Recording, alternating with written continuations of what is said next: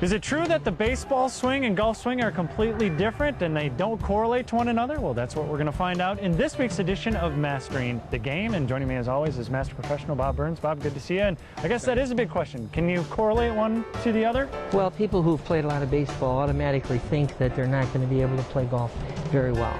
A baseball player tends to swing more with his upper body, swings more with his arms. They're very similar, but I'll show you the difference.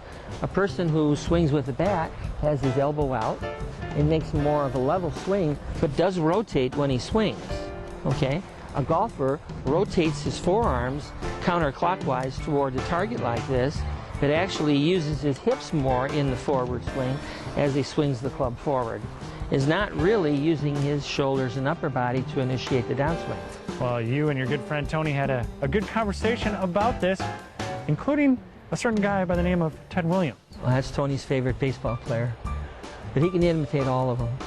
All right, well, that's what we're going to see in this week's edition of Mastering the Game. In baseball, they talk about the great hitters staying behind the ball with their head. Their head goes, the whole body goes, and the hands drag. And I noticed that your head was behind the ball. Who was your favorite batter? Ted Williams. You've talked about him many times. Hips. Start with the hips. You talked about that. Now the Delayed hit. Stay inside the ball with the hands.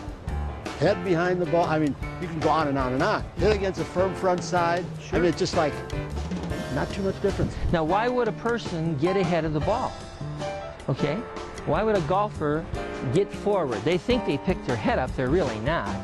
But when they initiate the downswing with their arms and upper body, they're always going to swing outside in, and when they do that, their upper body's going to move forward because they're creating a very steep angle of approach. So their head moves forward. You can watch your shadow. And if you can watch your shadow, you know, lay a ball down, and we can demonstrate this, you're able to see if your upper body moves ahead when you swing. And if so, I can give you a drill to help you initiate the swing with your lower body that will help you stay more on plane. Well, Bob, I'm sure Tony has some great stories about his days with the Yankees. And of course, a lot of those guys hit home runs, and there's a lot of big hitters in the game of golf. But if you don't have a short game, you're not going to be playing too well. You can't score.